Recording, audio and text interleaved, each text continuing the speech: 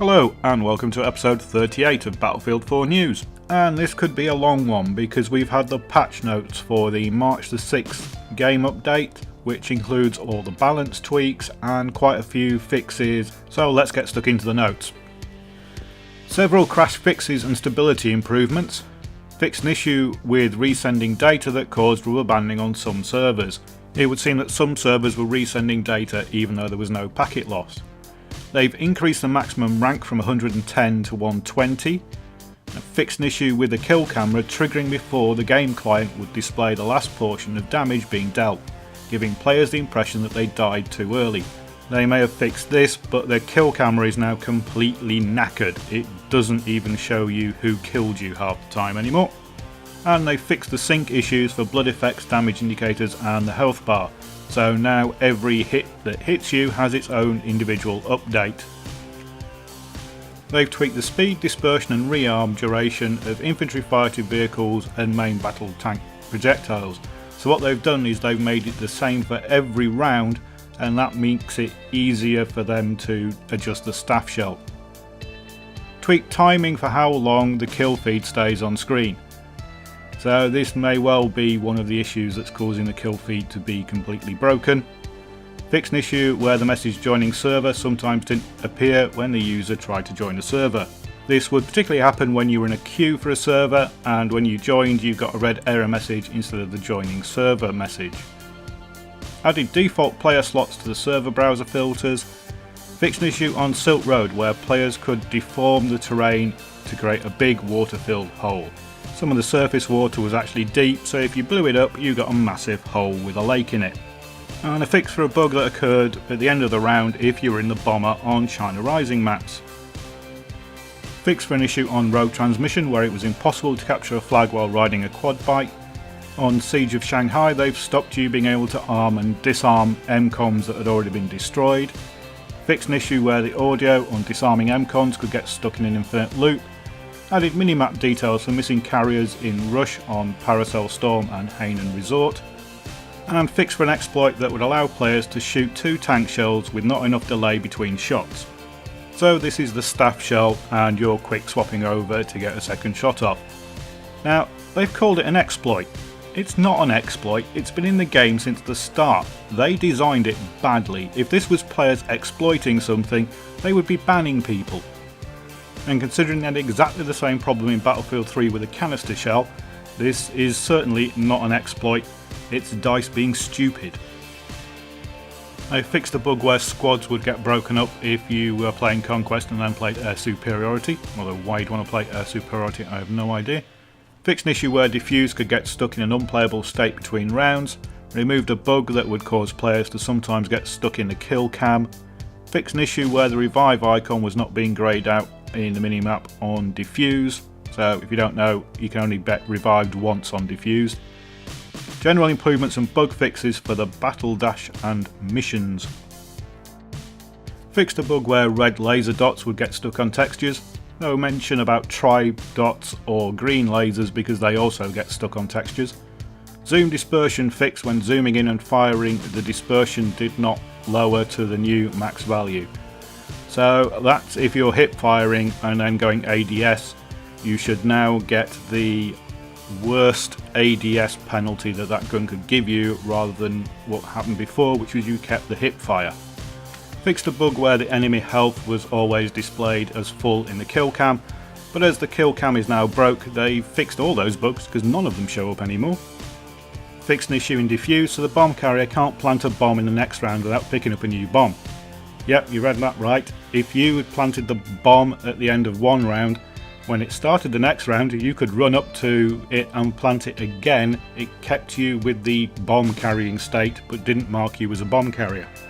MAV has been updated to prevent players from exploiting it, so you can't ride on it and you can't put SOFLAMs on it anymore, and improved repair rates for vehicles with different base healths. So this means instead of healing a percentage over time, it's now actually healing an actual armour value. So if you're repairing a Jeep, it will now be a lot quicker than if you're repairing a tank. Tweak the volume balance and other ambience parameters on the majority of base game and China Rising maps. So there was talk that some of the sound effects for the environment were a bit loud for some of the base and China Rising maps. Improve the track vehicles' wheel friction so vehicles don't get stuck in relatively minor hills. So this means your tank shouldn't get stuck when teetering over a little slope anymore, and also you shouldn't spin out as soon as you free yourself. Fix an issue with faulty zoom levels occurring when using click to zoom in. So if you weren't using the hold to zoom, you were just using click to zoom in, click to zoom out, then you got a bit messed up. Improve the boat physics and handling. So now you shouldn't have jet skis that instantly change direction on you, and you can now push boats back into the water. So if you melee attack a boat, it will nudge it slowly back into the water for you if it's stuck on a beach. They've made a bunch of changes to Spectator Mode, and the first one of these is awful. Added a chat feature allowing spectators to take part in the chat of the match they are spectating. Are dice completely insane? Spectators can now talk in chat. Spectators who can see where everyone is, where all the objectives are, and where the bombs are, can now chat. Wonderful. Spectators can now see EMP and proxy attacks sent in by the commander. They've removed the black screen that was visible when switching between cameras, removed the squad colours in Spectator Mode, so you can only see team colours, and they've decreased the clutter by removing things like health packs and ammo packs. They've tweaked the first person view in Spectator Mode so you can only see what the player sees. When you jump from a player to free cam, you'll now be behind the player that you were previously spectating. Added the possibility in Spectator Mode to fire at a player, and you'll instantly go into first person mode on that player. Spectators can now see which player on the scoreboard carries the bomb in obliteration and defuse game modes. Now, I understand why these changes have been made. DICE has made these changes for esports, so commentators have got a much better spectator view. However, Spectator Mode is available on a lot of servers, and if you allow people to chat, you allow people to cheat. Now, a commander can do this already, but they only get a relatively vague overhead view, but a spectator can see exactly what the enemy sees. Okay, now we come on to the weapon balances, and the first of these is the grenade tweaks. They've increased the number of flashbangs and hand flares from 2 to 3, and they've increased the effect of flashbangs on enemy and friendly players. For some reason they think the RGO wasn't doing enough damage, so that's gone up from 67 to 80, however they've reduced the range of the explosion. Yep, still dumb idea. Reduced the visual and audio effect of the detonation of the V40 minis, so it basically now doesn't disorientate you as much. They've decreased the V40's damage and the range at which it does that damage, so it's now only doing 60 damage instead of 80. Whoever thought putting up the RGO's damage from 67 to 80 was a good idea is insane. Next we have the pistol tweaks. They've increased the aimed accuracy of the M1911, which is good because it was rubbish. They've increased the close range damage of the M1911, the QSZ, the FN57, the CZ and the Compact 45. They've reduced the delay between pressing the trigger and a bullet firing on the Rex and the Magnum, and I've tried this out and it's almost instant now, so it's much better. Increased the magazine capacity of the QSZ to 20 rounds, which of course means the QSZ can now hold 21 rounds, and they've reduced its recoil. And they've fixed the accuracy of the Compact 45 when crouched or prone. So there seems to be nothing wrong with those changes at least. Next we have the tweaks for everything else. They've increased the accuracy of pump action shotguns while on the move and while aiming, so that also counts aiming while standing still. And this is to try and differentiate them from the semi-automatic shotguns, which at the moment are just far better. Pump action do more damage, but not more damage over time. So making them more accurate might help. Next we have a couple of nerfs to the MTAR. They've reduced its long range damage and its muzzle velocity. What they've done is effectively cripple the MTAR at medium to long range. So you're now looking at the MTAR being a close range, medium range option at best. They've adjusted the way that the inaccuracy is handled when transitioning from hip fire to aim fire, So at the moment, if you hip fire and then aim, you get the hip fire accuracy even though you're looking down your sight. Now what you'll get is terrible aimed fire accuracy. So it will improve, but it's still not going to be as good as aiming before you start shooting. The heavy barrels accuracy bonus now applies to when you're on the move. So previously it was only when you were standing still, and it was actually a penalty when you were moving because of its increased kick. Now you get an accuracy bonus to go with the kick, but it's much reduced when you're moving. They've synchronised the timing of aiming down sights on sniper rifles. Now there was a lot of people saying that sniper rifles were broken, but what you had to do was you had to wait until the sight stopped moving completely when you lifted it up. So even though you were looking down the scope was still moving slightly and you didn't get the full accuracy. Now they've done a better job of syncing up that sway with the accuracy. Although you still won't be able to quick scope, you will still have to wait for the scope to stop moving. It will just now be quicker. The bolt action time of the SRS has been tweaked and the rate of fire has been lowered. So the problem was the animation didn't match the rate of fire, and so you could get shots off quicker. They've also done the same for the goal, but all that's done is matched up the animations, it hasn't adjusted the rate of fire. They've reduced the muzzle velocity of the MP7 to try and make it less effective at anything over close range. They've updated the handling of one-time scopes on all the bullpups, so effectively you'll now be able to get the scope up quicker than you can with a non-bullpup design gun. And they've updated the rate of fire of the RPG-7 and the N-Law, so I'm not sure if they've made those quicker or slower, but I think it's probably just to make it match the animations because they were a bit out of sync.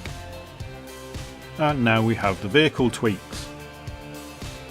And here we have the mobile anti-aircraft nerfs, and this is going to be much the joy of the whinging pilots. Yes, you can see I don't like the fact that these nerfs have come in quite so heavy. They've reduced the total amount of missiles carried by the mobile anti-aircraft from 6 to 4. I can understand them doing that for the active radar, but doing it for all of them seems a bit of overkill. They've reduced the muzzle velocity of the MMA's cannons to 800, so it now matches the 30mm cannon, which means everybody's just going to use the 30mm cannon, which does more damage. They've reduced the physical impact of the anti-aircraft missiles to prevent helicopters from flipping when damaged. Yep, that's fair enough, that was just a bug. And they've reduced the cone in which the active radar searches for targets, which is fair enough as well. But here's my point.